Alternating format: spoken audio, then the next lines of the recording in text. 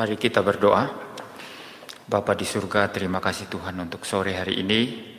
Terima kasih kami beribadah kepada Tuhan di tahun yang baru pada tanggal 1 Januari 2023. Engkau sudah memimpin kami sepanjang tahun 2022. Dan sekarang kami berdiri di awal tahun 2023 untuk terus melayani Tuhan, untuk terus melakukan kehendak Tuhan. Pimpin pemberitaan firman Tuhan, berkati kami masing-masing, berikan kami konsentrasi yang penuh, dan biarlah kami boleh pulang membawa berkat firman Tuhan. Terima kasih Tuhan, dalam nama Tuhan Yesus Kristus kami berdoa. Amin. Saudara-saudara, hari ini saya khusus berkhotbah dalam rangka kita memperingati tahun baru sekaligus kebaktian minggu. Dan firman Tuhan yang dibacakan tadi itu dari Mazmur pasal yang ke-90. Biasanya kalau tahun baru orang itu membuat resolusi ya. Resolusi itu komitmen baru. Apa yang salah-salah yang diperbuat pada tahun 2020 pada tahun yang sebelumnya itu kemudian ingin ditinggalkan ya, ingin dihapus dari ingatan mereka dan lain sebagainya, lalu membuat komitmen yang baru di tahun yang baru. Tetapi sering-sering komitmen yang dibuat itu tidak pernah dilakukan. Misalnya tahun baru saya minimal sehari berdoa setengah jam. Ya, kalau selama ini jarang berdoa, kadang-kadang hanya berdoa 1-2 menit. Ya, sekarang saya mau komitmen setengah jam dalam satu hari pada saat bangun pagi. Tapi itu tinggallah resolusi ya yang tidak pernah dijalankan. Dan di sini sebetulnya kita sedang berbohong kepada Tuhan ya. Seperti orang membuat nazar, tahu nazar ya? Orang Kristen tidak perlu bernazar ya. Kenapa?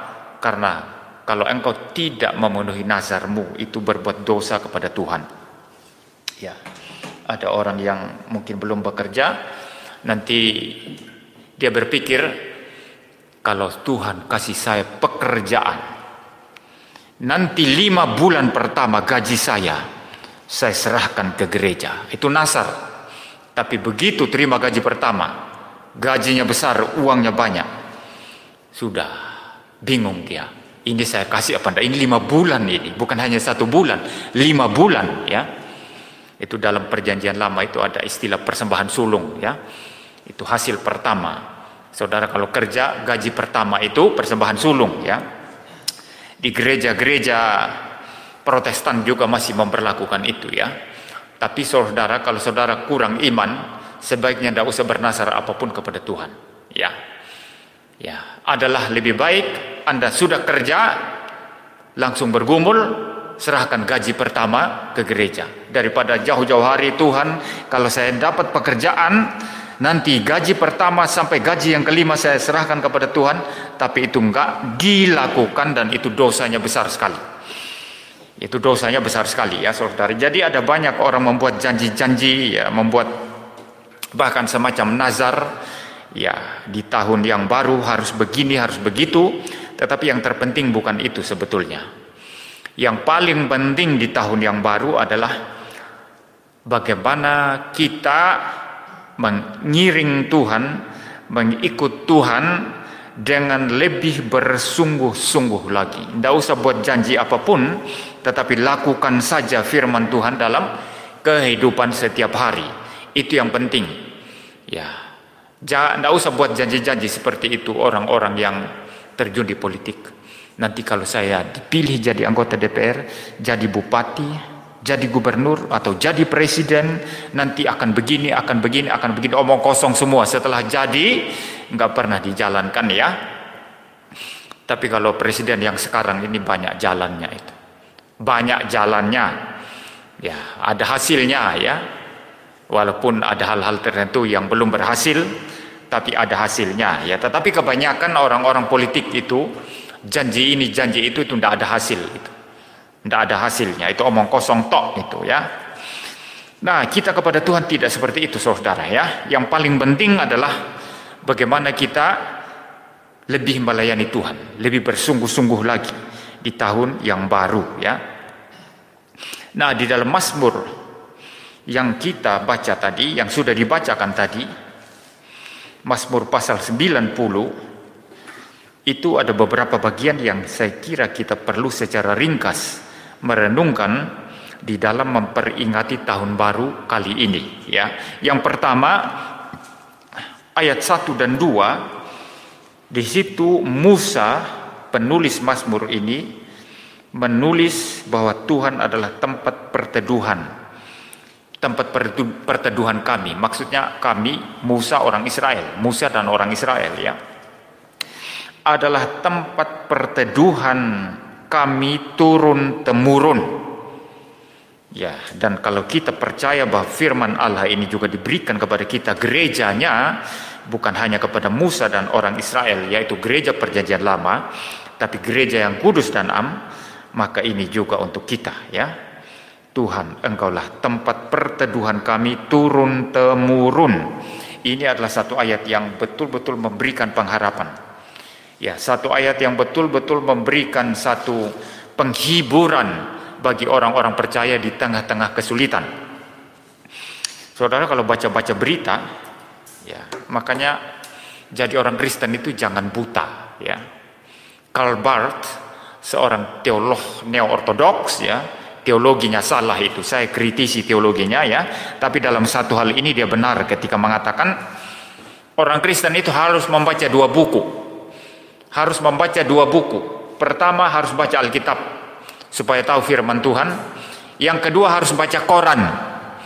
Ya, kenapa harus baca koran? Supaya tahu situasi sekitarnya, supaya tahu dunia ini seperti apa. Karena engkau menjadi orang Kristen hidup di dunia ini. Ya. Berjuang di dunia ini, mengaplikasikan firman Tuhan di dunia ini. Maka harus membaca koran, artinya harus melihat dunia ini. Ya, tidak harus koran ya, koran kertas sekarang tidak laku lagi kan. Ya, Anda tinggal Google, itu langsung muncul nanti berita-berita kan di HP saudara, atau nonton televisi ya. Jadi kita harus melihat dunia ini. Nah, kalau saudara membaca berita-berita sekarang, itu pemerintah sendiri sudah mengatakan tahun 2023 itu ada krisis ekonomi, ya, ada resesi, ya, ekonomi, krisis ekonomi begitu. Maka saudara, itu artinya apa? Ya, bisa jadi nanti harga barang-barang kebutuhan pokok itu naik semua. Ya, orang mau berusaha, beli bahan-bahan, mau dijual kembali, sudah mahal, untungnya sedikit, mungkin tidak bisa usaha lagi ya. Bisa-bisa banyak pengusaha itu nanti, terutama yang kecil-kecil, bangkrut saudara ya. Jadi memang sudah ada berita-berita ada krisis ekonomi di tahun 2023 ya. Tetapi bagi kita orang Kristen, krisis itu selalu ada. Mungkin untuk tahun yang lalu krisis satu aspek tertentu yang lebih besar dan yang lain lebih kecil. Mungkin tahun ini yang lainnya itu lebih besar, yang lebih besar tahun lalu itu sudah kecil. Jadi krisis selalu ada, kesulitan selalu ada, penderitaan selalu ada. Ya, tidak pernah orang Kristen itu memikirkan dunia ini yang kita hidupi sekarang ini lepas dari kesulitan, lepas dari penderitaan. Tidak ada itu. Penderitaan selalu ada, kesulitan selalu ada. Maka krisis pasti selalu ada. Ya, maka yang memberikan penghiburan bagi kita di tengah-tengah krisis itu adalah fakta bahwa Tuhanlah tempat perteduhan kita turun temurun. Sangat-sangat layak dipercaya, sangat-sangat layak disandari. Kalau Anda bersandar kepada manusia, dia sudah tidak punya uang lagi, saudara habis. Saudara bersandar kepada jabatan famili saudara, jabatan teman-teman saudara, yang mungkin bisa membela saudara ketika saudara berada dalam kesulitan. Ketika dia sudah tidak berjabatan lagi, saudara habis. Saudara bersandar pada orang kaya, pada tentara berpangkat, pada pejabat-pejabat pemerintah yang mempunyai kedudukan yang tinggi. Ketika dia sudah tidak menjabat, saudara sudah kehilangan sandaran. Celakalah mereka yang bersandar kepada manusia. Celakalah mereka yang bersandar kepada sesamanya, karena sesamanya itu sama saja dengan dirinya, tidak berbeda. Dia juga rapuh, dia juga kalau kecelakaan di jalan mati juga, ditembak orang mati juga, kena serangan jantung mati juga, kena penyakit mati juga. Presiden sama, raja sama, kaisar sama. Kita tidak bisa bersandar kepada manusia sama sekali. Celakalah orang yang bersandar kepada manusia. Celakalah orang yang bersandar kepada kuda yang gagah berani ketika dia mau berperang, karena kuda itu bisa tergelincir dan jatuh. Celakalah ketika seseorang bersandar kepada meriam, bersandar kepada persenjataan yang begitu hebat ketika dia turun dalam peperangan, karena semua itu tidak ada apa-apanya jikalau Tuhan tidak berkehendak memenangkan engkau dalam peperangan apapun, saudara. Maka bagi orang Kristen bukan bersandar kepada manusia itu tidak penting sama sekali. Yang paling penting adalah bersandar kepada Tuhan, karena dialah tempat perteduhan bagi kita turun-temurun. Dan fakta kedua, dalam ayat yang kedua dikatakan, sebelum gunung-gunung dilahirkan dan bumi dan dunia diperanakan, bahkan dari selama-lamanya sampai selama-lamanya engkaulah Allah. Fakta bahwa dia adalah tempat persandaran yang kekal, dia yang keberadaannya itu kekal dari selama-lamanya sampai selama-lamanya, tidak pernah berhenti menjadi Allah. Selalulah Allah dari selama-lamanya sampai selama-lamanya. Maka ini tempat persandaran yang pasti, yang sempurna, yang tidak mungkin bercacat, yang tidak mungkin jatuh. Maka siapa bersandar kepada Tuhan, dia bersandar kepada sesuatu yang tetap, yang pasti, yang sempurna. Barang siapa bersandar kepada sesuatu yang lain daripada Tuhan, maka tinggal tunggu saatnya dia akan jatuh. Tidak ada orang kuat, saudara. Dulu ketika saya masih remaja, bahkan ketika masih SD atau SMP, saya mempunyai pikiran, Soeharto ini nggak bisa diganti di Indonesia. Hanya dia makhluk satu-satunya atau manusia satu-satunya. Ya, maksudnya makhluk ciptaan Tuhan satu-satunya yang bisa memimpin Indonesia ini. Tidak ada yang seperti Soeharto. Jadi dalam pikiran saya ini Soeharto itu seperti seakan-akan dia adalah semacam dewa yang gak bisa diganti, saudara. Itu waktu saya masih ada di Sumba sana, waktu saya masih remaja. Umur 20 tahun saya pindah ke Jawa, di Malang ya. Sejak umur 20 tahun saya tinggal di Malang, di Jawa. Baru kemudian di sini mulai terbuka pikiran saya. Ternyata ada orang-orang yang mengkritik. Lalu saya merasa ketakutan. Kan kritik Soeharto kan tidak gampang ya.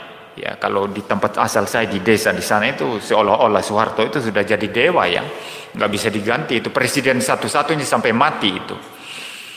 Nah, sampai di sini saya dengar sepupu-sepupu saya yang memang lahir di Malang, mereka mengkritisi begini-begini, kejelekannya begini-begini. Loh, kok berani mereka ini?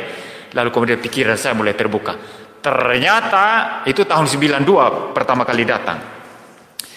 Tahun 98, 5 tahun kemudian dia betul-betul jatuh tidak karu-karuan ya, betul-betul jatuh yang tidak karu-karuan, sangat-sangat menyakitkan.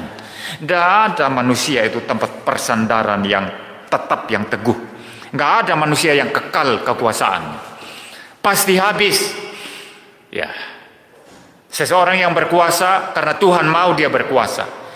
Kalau Tuhan sudah tidak mau, Tuhan tinggal buang dia, ganti dengan orang lain. Tidak usah sombong, tidak usah petenteng, ya, tidak usah membanggakan diri, mengatakan diri hebat, ya. Ya, pokoknya sebut saya saja pendeta MYM, aman kamu jalan. Ini kesombongan yang luar biasa.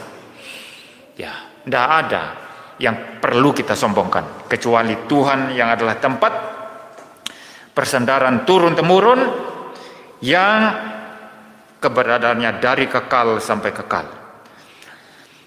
Lalu kalau kita secara ringkas merenungkan ayat 3 dan seterusnya, dan kita misalnya berfokus kepada ayat yang ke-10, itu berbicara umur manusia yang begitu singkat, sangat singkat. Saya kalau mikir sekarang kayak baru kemarin ya, saya main-main di semak-semak sama teman-teman saya di Sumba sana, umur sekitar 6 tahun, 7 tahun, 5 tahun, saya sudah ingat semua itu ya, ketika main petak umpet ya.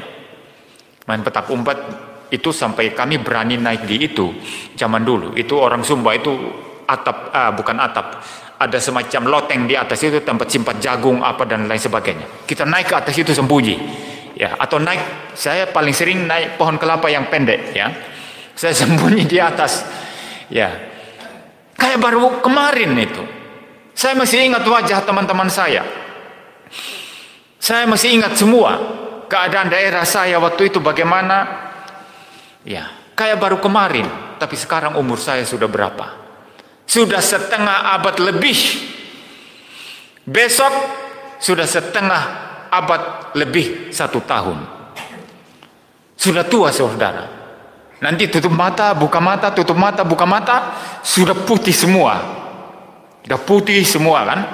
Sudah ngomong, mungkin saya harap ngomong tetap lancar ya kalau saya. Saya lihat pendeta Stephen Tong tadi khotbah itu di live streaming ya, GRI. Itu suara, saya bilang kepada istri saya, suaranya masih ganteng. Suaranya belum berubah, tapi wajahnya sudah keriput semua. Wajahnya sudah sangat-sangat tua karena sudah di atas umur 80 tahun ya. Tapi suaranya ini masih jernih. Ya. Tidak ada perubahan apapun ya. Ya, saya berdoa juga suara saya nanti kalau umur 70, di atas 70 masih bisa khotbah, suaranya masih jernih ya. Tapi biasanya orang yang terus khotbah, yang terus bicara itu suaranya bening. Tapi orang yang kikir suaranya mau nyanyi saja, ini harap di sini nyanyi itu los suaranya. Ya, saya kadang-kadang tidak ikut, bukan kadang-kadang, sering-sering tidak ikut nyanyi. Gereja mana saja saya khotbah ya, selain di sini ya, saya sering tidak ikut nyanyi. Kenapa? Karena menghemat suara nanti untuk khotbah. Kalau saya sudah teriak-teriak nyanyi nanti suara saya sudah habis waktu khotbah, sudah lelah ya. Jadi kita tidak usah ukur-ukur suara saudara untuk Tuhan ya. Tidak usah ukur-ukur suara untuk Tuhan ya. Ya, mari kita kembali saudara. Umur manusia itu sangat-sangat singkat ya. Sangat-sangat singkat saudara. Jadi saudara yang muda-muda ini jangan berpikir, oh saya masih muda, Anda tidak tahu umur saudara berapa. Ya, tidak ada orang yang tahu. Ya, maka orang-orang muda jangan sombong ya. Saya lihat di Facebook itu orang muda yang sangat sombong. Dia berbicara kepada seorang yang umur sudah 60 tahun ke atas. Debat mereka. Begitu debat, dia mungkin sudah tidak tahan dan orang tua ini akhirnya dia tulis kata-kata, kamu itu sudah bau tanah katanya gitu. Lalu orang tua itu balas begini ya, kalau saya tidak salah, ya saya bau tanah ya, tetapi kita tidak tahu siapa yang mati duluan, kamu atau saya. Betul saudara, seperti saya ini banyak orang mendoakan ya, banyak orang mendoakan mati. Ada yang bilang tahun 2022 saya meramalkan pendeta MYM mati karena serangan jantung tahun 2022. Sekarang sudah 2023, itu ramalan palsu. Lalu waktu saya live streaming di YouTube, saya balas begini, ya terima kasih Anda bilang saya mati tahun 2022, tetapi jangan-jangan Anda yang mati lebih dahulu daripada saya. Umur ini kita tidak tahu saudara ya, umur kita tidak tahu ya, tidak ada yang tahu. Dan orang yang umurnya panjang sekalipun tetap hanya sebentar saja. Apa yang dikatakan Musa di sini saudara? Masa hidup kami 70 tahun dan jika kami kuat 80 tahun. Memang itu umur rata-rata kita. Kalau di sini di Jawa ini di tempat yang padat sekali penduduknya, tiap kali kita mendengar inna lillahi wa inna ilaihi rajiun, itu dari masjid ya, pengumuman orang meninggal, saya kadang-kadang kaget. Ada yang baru 50 berapa, ada yang 60. Itu belum terlalu tua saudara, tapi itulah fakta. di dunia ini. Kalau Tuhan beri anugerah 70 tahun dan kalau kami kuat 80 tahun, kata Musa. Ya, ini memang rata-rata umur kita, saudara. Tidak lebih.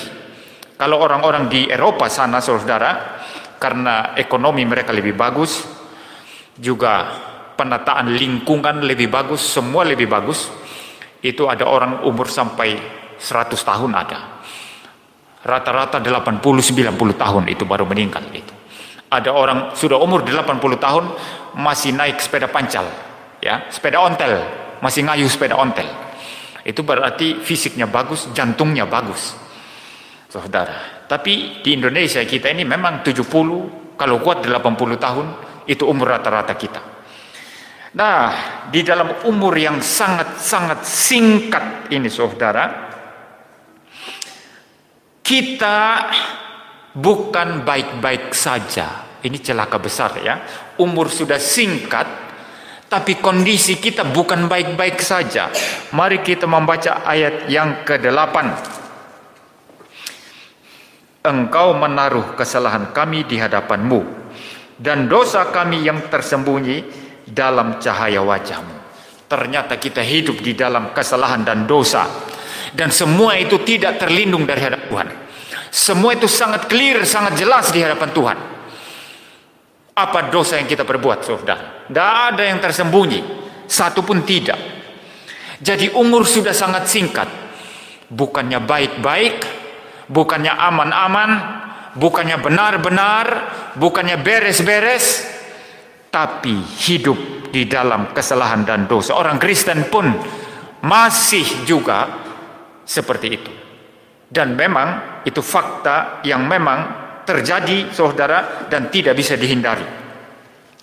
Jangan kira seorang pendeta seperti saya itu bisa hidup seperti malaikat. Tidak ada itu. Ya, semua orang bisa jatuh dalam dosa, termasuk orang Kristen. John Wesley itu mengajarkan ajaran perfeksionisme. Artinya orang Kristen kalau sungguh-sungguh hidup untuk Tuhan, dia bisa 100% suci. Tapi ini tidak sesuai dengan ajaran Alkitab, yang selalu menekankan rusak totalnya manusia dalam dosa, dan menekankan bahwa manusia sekalipun sudah diselamatkan, sekalipun sudah ditebus oleh Tuhan, tetap masih bisa jatuh dalam dosa. Dan contoh paling menyolok di dalam Alkitab itu siapa? Raja Daud. Siapa orang lebih dekat dengan Tuhan daripada Daud? Disebut dalam istilah bahasa Inggris itu, Daud adalah God's own heart. God's own heart. Hatinya Tuhan sendiri. Ya. Kesukaan Tuhan sendiri itu Daud itu. Ya. Tetapi dosanya begitu luar biasa, bahkan saya pun tidak melakukan dosa seperti dia. Karena dia setelah berzina dengan istri orang, lalu atur rencana bunuh suaminya. Betul ya? Bunuh suaminya pakai cara tipu-tipu. Ada yang mengatakan, ada teolog yang mengatakan, atau ahli Alkitab yang mengatakan, dari hukum pertama sampai hukum ke-10, Daud langgar semua itu ketika dia berzina dengan Batseba lalu bunuh suaminya. Semuanya. Hukum pertama tentu tidak ada takut akan Tuhan. Dia tentu ada Allah lain. Seks itu Allah lainnya dia. Kenikmatan seksual itu adalah Allah lainnya dia, bukan Tuhan. Ya. Semua dari hukum pertama sampai ke-10, menipu, membunuh, berzina, bersaksi dusta, tulis surat kepada Yoab, pemimpin perang. Hei Yoab, nanti kalau kau terima surat ini, taruh Uria, suami Batseba itu di tempat peperangan paling sengit, biar dia mati di situ. Ini saksi dusta, saudara. Ditutup rapat-rapat, kasih ke Uria. Coba Uria itu buka surat itu. Bagaimana? Saya mengatakan ada dua kemungkinan. Pertama, Uria tidak buka itu surat karena dia adalah prajurit yang sangat setia. Ketika Daud berkata, pergi ke rumahmu, tidur dengan istrimu, supaya Batseba yang hamil karena anak Daud itu ketutup, ya. Kemudian Uria tidak mau pulang ke rumahnya, dia tidur di tempat lain, saudara. Dia prajurit yang sangat setia. Mungkin dia tidak buka surat itu. Tapi kemungkinan kedua, kalaupun dia buka surat kematiannya itu yang dikirim ke Yoab oleh Daud, karena dia setia, dia tetap jalani itu. Ini orang hebat luar biasa. Ya, apa Daud itu dibandingkan dengan Uria dalam hal ini? Tapi Daud tetap dipuji Tuhan sebagai tidak ada raja yang seperti hambaku Daud di kalangan Israel. Selalu Daud jadi rujukan. Daud pejina itu jadi rujukan, saudara.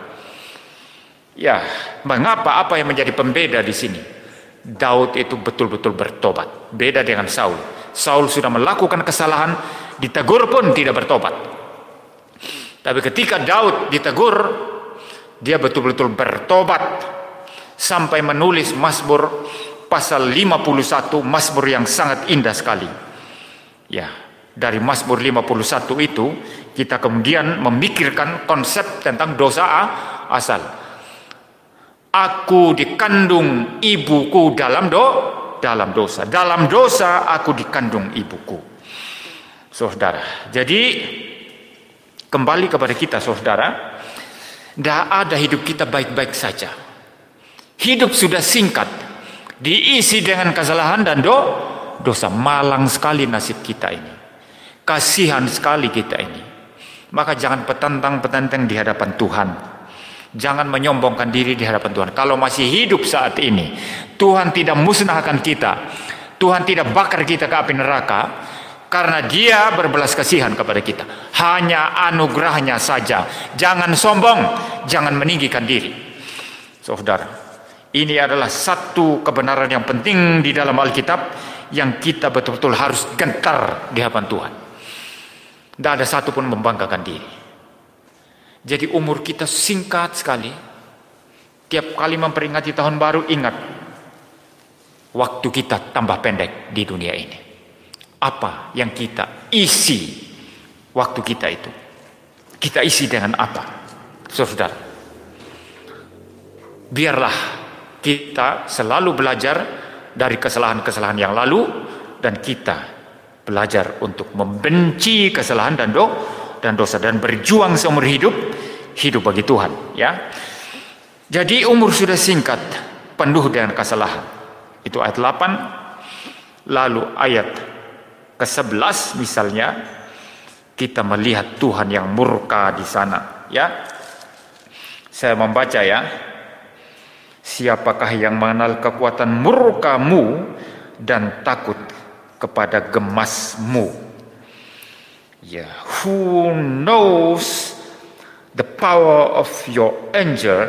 For as the fear of you, so is your wrath. Saudara-saudara, Tuhan kita adalah Tuhan yang murka terhadap dosa, murka terhadap kesalahan, murka terhadap setiap pelanggaran akan hukum Allah. Jadi ketika kita berbuat dosa, jangan pikir enak saja. Ada orang Kristen yang menganggap segala sesuatu enak saja. Ya, toh dosa saya sudah dihapus Tuhan. Untuk itulah Yesus disalibkan. Kenapa saya pusing-pusing memikirkan dosa saya? Ini ciri khas orang Kristen yang sama sekali tidak memahami bahwa Tuhan Allah adalah Tuhan yang murka. Murka terhadap dosa, termasuk dosa kita orang Kristen. Memang Tuhan tidak akan menghukumkan neraka anak-anaknya yang sungguh-sungguh sudah dilahirkannya kembali. Ya, tidak ada satu anak Tuhan pun, tidak ada satu orang Kristen sejati pun yang dibuang Tuhan ke neraka. Tapi ketika orang Kristen berbuat dosa, murka Tuhan yang menyala itu tetap akan menghasilkan disiplin yang mungkin sangat-sangat menyakitkan bagi kita. Disiplin yang sangat-sangat menyakitkan bagi kita, orang-orang Kristen yang tetap tidak mau bertobat dari segala dosa dan kejahatan kita. Jangan kita kemudian berpikir, ya, tetap selamat kok. Lalu kita nanti mulai menggolong-golongkan diri kita kepada golongan yang oleh Rasul Paulus katakan apa? mereka diselamatkan, tetapi seperti ditarik dari dalam api. Saudara-saudara, kita dipanggil Tuhan bukan untuk itu. Kita dipanggil Tuhan bukan untuk ditarik dari api, syukur selamat, lalu tidak berbuat apa-apapun untuk Tuhan. Tapi kita dipanggil untuk hidup bagi Tuhan. Jadi saudara, Tuhan itu Tuhan yang murka. Dan oleh karenanya kita harus hidup bijaksana. Ayat 12, ini ayat yang sangat terkenal sekali. Dikatakan, ajarlah kami menghitung hari-hari kami sedemikian, hingga kami beroleh hati yang bijaksana. Nah, ini yang paling penting ya ketika kita memulai tahun baru. Ajarlah kami ya Tuhan menghitung hari-hari kami yang singkat. Ini bukan sekedar hitung-hitung, tapi merenungkan, memikirkan bagaimana kita mengisi hari-hari kita yang sangat singkat itu, saudara, hingga kami beroleh hati yang bijaksana. Waktu begitu singkat, maka harus diisi dengan apa? Hal yang paling penting. Ya, kalau Anda mengatur satu rencana atau pekerjaan, kalau waktunya panjang, saudara memikirkan hal-hal yang merupakan selingan apa. Tapi kalau waktunya sangat singkat, saudara harus memilih dari sedemikian banyak daftar yang harus dikerjakan itu hal yang paling penting. Bodohlah yang menjalankan yang tidak penting lalu membuang yang sangat penting. Maka umur kita sangat singkat. Yang paling penting apa? Menjalankan kehendak Tuhan. Yang paling penting apa? Hidup bagi Tuhan. Yang paling penting apa? Bersekutu dengan Tuhan. Yang paling penting apa? Melayani Tuhan. Itu yang paling penting dari semua. Dan melayani Tuhan itu tidak terbatas hanya di gereja, tapi dalam seluruh bidang kehidupan kita setiap hari.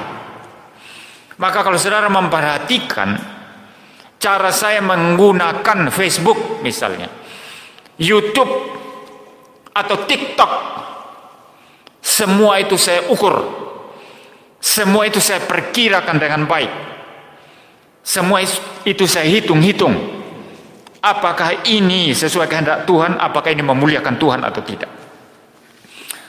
Saudara, semua saudara, termasuk berkhotbah, ya, semua khotbah harus digumulkan dan harus memikirkan apakah ini sesuai dengan kehendak Tuhan atau tidak. Karena inilah cara kita satu-satunya mengisi hidup kita. Waktu begitu singkat, maka mari kita hitung hari-hari kita dan mengisinya dengan bijaksana. Jangan buang-buang waktu untuk hal-hal yang tidak perlu. Yesus Kristus berkata, jangan membuang mutiara di mulut babi. Ya, jangan mengurus perkara-perkara tidak penting. Uruslah perkara-perkara paling penting di dalam dunia ini, saudara, untuk kemuliaan Tuhan Allah. Apapun urusannya, apapun pekerjaan Anda, uruslah yang paling penting dalam pekerjaan Allah, dalam pekerjaan Anda, dan biarlah itu semua untuk kemuliaan daripada Tuhan Allah. Ya, lalu kemudian bagian paling terakhir, Mazmur yang sangat indah ini, dari ayat 13 sampai 17, itu memohonkan anugerah dan belas kasihan daripada Tuhan. Kembalilah ya Tuhan, berapa lama lagi, dan sayangilah hamba-hambamu. Kenyangkanlah kami di waktu pagi dengan kasih setiamu, supaya kami bersorak-sorai dan bersuka cita semasa hari-hari kami. Buatlah kami bersuka cita seimbang dengan hari-hari Engkau menindas kami, seimbang dengan tahun-tahun kami mengalami celaka. Biarlah kelihatan kepada hamba-hambamu perbuatanmu dan semarakmu kepada anak-anak mereka. Kiranya kemurahan Tuhan Allah kami atas kami, dan teguhkanlah perbuatan tangan kami. Ya, perbuatan tangan kami teguhkanlah itu. Ini Mazmur yang sangat-sangat indah. Saya berulang-ulang dalam situasi tertentu, dalam saat-saat tertentu, saya sengaja memilih untuk membaca Mazmur 90 ini. untuk merenungkannya, untuk memikirkannya, dan untuk mendapatkan sesuatu kekuatan rohani yang baru untuk menjalani kehidupan yang sangat-sangat sulit ini. Saudara-saudara, keadaan kita akan tambah sulit, ya. Kita tidak tahu seperti apa kesulitan itu, karena kita tidak bisa memprediksi apapun. Tapi Alkitab jelas berkata, akan datang masa-masa yang sukar, masa-masa yang sulit. Neraka bagi sesamanya manusia mungkin adalah sesamanya manusia. Ya, sebagaimana dikatakan oleh filsuf Prancis yang namanya Jean-Paul Sartre. Ya. Dia mengatakan kita manusia ini sebetulnya neraka itu siapa? Sesama kita itu neraka. Semua berawal dari tatapan mata katanya. Tatapan mata yang ingin mengobjekkan orang lain. Dia subjek, orang lain jadi objek. Dilihat-lihat jadi objek kan. Dia kasih ilustrasi yang terkenal saudara. Kalau ada seseorang nginceng ya, mengintip di sebuah ruangan. Dulu kan lubang kunci pintu zaman dulu kan besar-besar kuncinya itu ya. Jadi lubang kunci itu bisa untuk mengintip ke dalam ruangan. Nah, ketika seseorang itu mengintip ke dalam, dia lihat orang-orang di dalam beraktivitas seperti apa ya. Mereka bicara seperti apa, dia intip, dia lihat semua. Dia di situ menjadikan dirinya subjek dan orang-orang dalam ruangan itu sebagai objek yang dia telanjangi semua. Memang itu kecenderungan manusia kita katanya. Ingin menjadi subjek dan mengobjekkan orang lain. Ya, ingin menguasai orang lain. Semua berawal dari tatapan mata. Dan kata Sartre, kalau tiba-tiba orang yang lagi nginceng ke ruangan tadi itu, yang mengobjekkan orang-orang di dalamnya, menelanjangi semua orang-orang di dalamnya, tiba-tiba datang dari belakang dia orang lain yang memergoki dia. Hei, kamu ngintip apa? Nginceng kamu ya? Kamu ini jahat ya? Kok nginceng kamu itu? Dia kaget. Begitu dia kaget, sekarang dia jadi objek orang lain yang memergoki dia tadi. Hidup kita ini hanya begitu, kata Jean-Paul Sartre, seorang filsuf Prancis itu. Ingin saling mengobjekkan, ingin berkuasa terhadap orang lain. Walaupun filsafatnya secara keseluruhan saya tidak sepakat, tapi dalam poin ini dia benar. Itu fakta manusia berdosa. Ingin menguasai orang lain, ingin mengobjekkan orang lain, ingin menelanjangi orang lain, ingin dirinya jadi subjek, orang lain jadi objek semua. Itu fakta manusia berdosa. Saudara.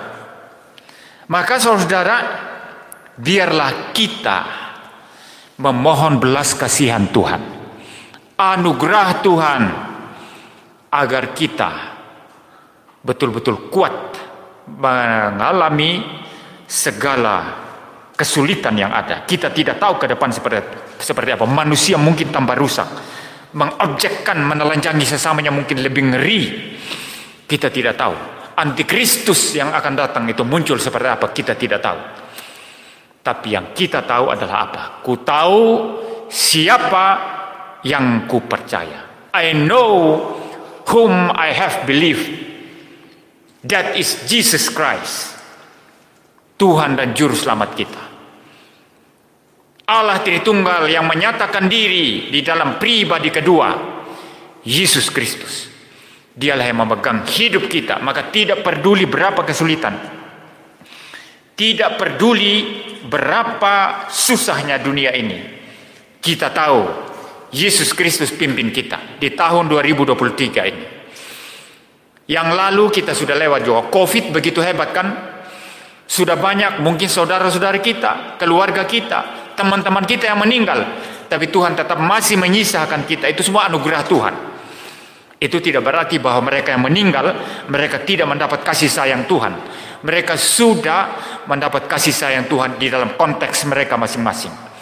Tapi kita boleh melewati semua itu. Saya sendiri terutama bisa melewati sakit jantung itu tahun 2020. Di mana Covid saat itu menghebat. Saya tidak terkena Covid sedikit pun. Bolak-balik belasan kali ke rumah sakit. Karena kumat-kumat itu jantungnya. Tapi dari Covid aman. Itu pemeliharaan Tuhan, saudara. Mari kita bersyukur ya. Jangan kita jadi anak sekolah minggu Diceritain sekolah minggu, senang, bagi-bagi permen, selalu pulang ditanya, tadi Pak Guru cerita apa ya? Tadi pagi Pak Guru cerita apa? Tidak tahu. Tahu tidak? Lihat gurunya, ya tidak tahu kan?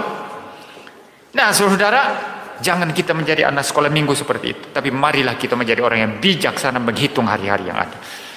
Ada satu cerita menarik mengenai anak sekolah minggu di Amerika. Guru sekolah minggunya itu bercerita tentang Natal.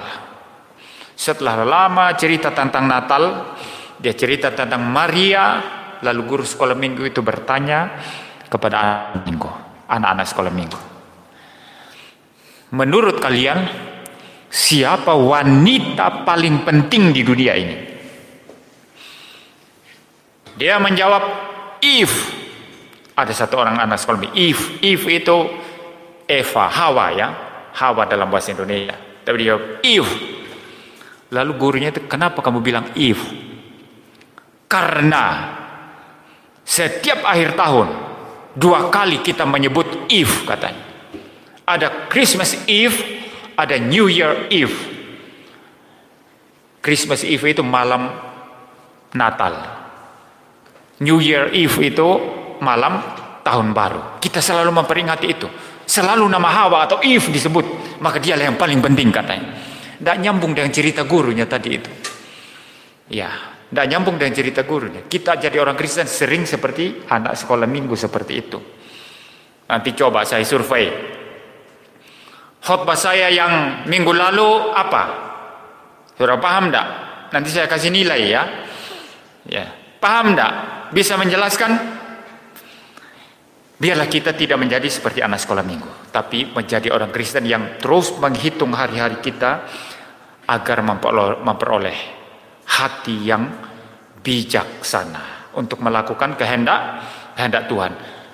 Setiap orang dalam 1 tahun diberi hari yang sama, 365 setengah hari. Semua itu sama, tidak berbeda. Yang membedakan hanya apa? Bagaimana orang mengisi waktunya. Ada orang membuang-buang waktu, ada orang mempergunakan seluruh anugerah dan talenta yang Tuhan berikan untuk hidup bagi Tuhan. Itu yang membedakan.